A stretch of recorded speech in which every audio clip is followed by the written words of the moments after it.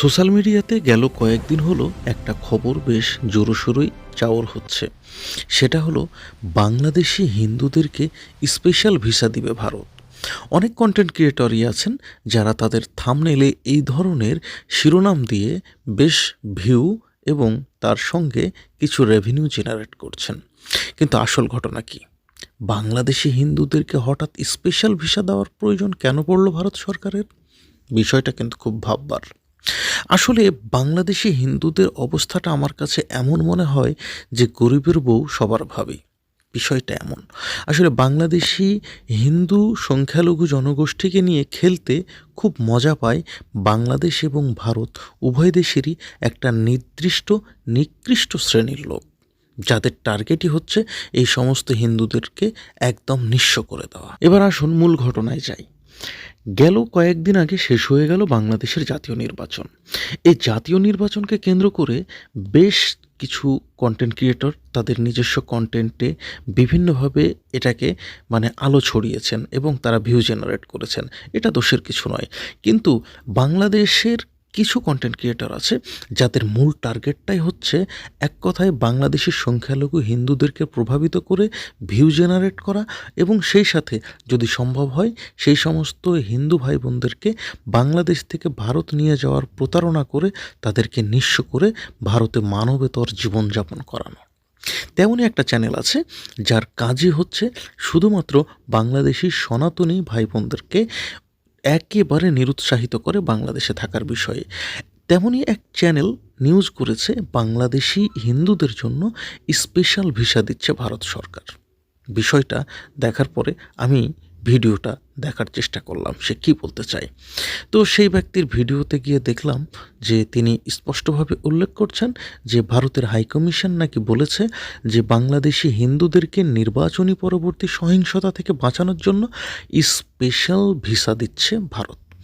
এমন একটা ওয়েবসাইটে তিনি প্রবেশ করলেন এবং সেখানে দেখা গেল বাংলাতে বেশ সুন্দর করে এই ধরনের একটা লেখা আছে যে নির্বাচনী সহিংসতা পরবর্তী বাংলাদেশি হিন্দুদেরকে রক্ষার জন্য ভারত সরকার এই ধরনের ভিসা চালু করেছে।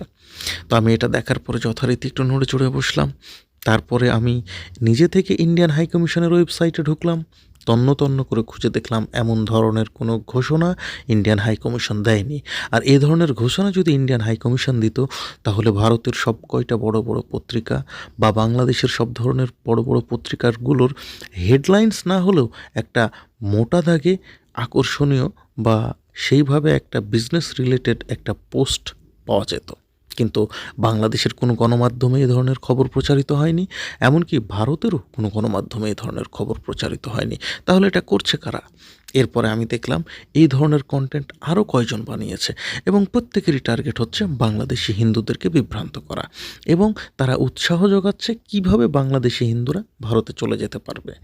আসলে এতে কার লাভ?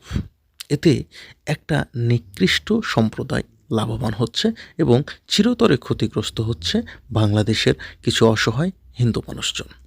আর এই সমস্ত মানুষ যারা এই ধরনের কাজগুলো ঘটাচ্ছে তারা কিন্তু আর কেউ নয়, তারাও কিন্তু পরিচয়ে ধর্ম পরিচয়ের দিক থেকে তারাও হিন্দু, কিন্তু হিন্দু হলেও তারা হিন্দুত্বকে ভিতরে লালন করে না। তারা শুধু লালন করে মানুষকে কিভাবে ঠকিয়ে টাকা ইনকাম করা যায়। এমনই একজন মানুষের পরিচয় যখন জানতে পারলাম, এবং তিনি বাংলাদেশি হিন্দুদের একজন অন্যতম নেতা বলেও নিজেকে দাবি করে। পরবর্তীতে আমার পরিচিত খুব কাছের এক বড় ভাই হিন্দুকে আমি জিজ্ঞেস করলাম যে এই ব্যক্তি মানুষকে উৎসাহিত করছে ভারতে নিয়ে যাওয়ার জন্য, এবং ভারতে নিয়ে গিয়ে নাকি নাগরিকত্ব পাওয়া যায় অল্প খরচে, এই রকম ধরনের প্রোপাগান্ডা ছড়ায়। আপনারা কিভাবে দেখেন? তো সেই বড় ভাই বলল যে উনি হিন্দুদের কোনো নেতাই নয়, বরং উনি একজন দালাল। ওনার কাজই হচ্ছে এগুলা করা। বাংলাদেশি বহু হিন্দুদের ক্ষতি সে নিজে করেছে। তো আমার কথা হচ্ছে, প্রিয় হিন্দু ভাই বোনেরা, যারা বাংলাদেশে জন্মগ্রহণ করেছেন, যারা বাংলাদেশি নাগরিক, তারা এই সমস্ত ধোঁকাবাজের পালটে পড়বেন না। একটা কথা মনে রাখবেন, এই বাংলাদেশ কোনো নির্দিষ্ট ধর্মের মানুষের দেশ নয়। এই বাংলাদেশে যারা জন্মগ্রহণ করেছে, যারা এই দেশের নাগরিক, তাদের প্রত্যেকের এই দেশ। এই দেশটা একক কোনো ধর্মীয় সংখ্যাগরিষ্ঠ বা সংখ্যালঘিষ্ঠ কারো নয়। এই দেশটা হচ্ছে সকল বাংলাদেশের। এই ধরনের প্রোপাগান্ডা, এই ধরনের মিথ্যাচারে কেউ কখনো গা ভাসাবেন না, কারণ এদের মূল লক্ষ্যই হচ্ছে আপনাকে নিঃস্ব করা। এরকম বহু উদাহরণ আমার চোখের সামনে দেখা। আমি নিজের চোখে যা দেখেছি তাতে কমপক্ষে ১০০টা উদাহরণ সৃষ্টি করা যাবে। যে সমস্ত হিন্দুদেরকে লোভ দেখিয়ে ভারতে নিয়ে যাওয়া হয়েছিল, কিন্তু একটা নির্দিষ্ট সময় পরে তারা আবার বাংলাদেশে ফিরে এসেছে, আবারও বাংলাদেশেই বসবাস করছে। কিন্তু আগে যে তাদের জৌলুস ছিল, সম্পদ ছিল, সেগুলো সব খুইয়ে ফেলেছে তারা।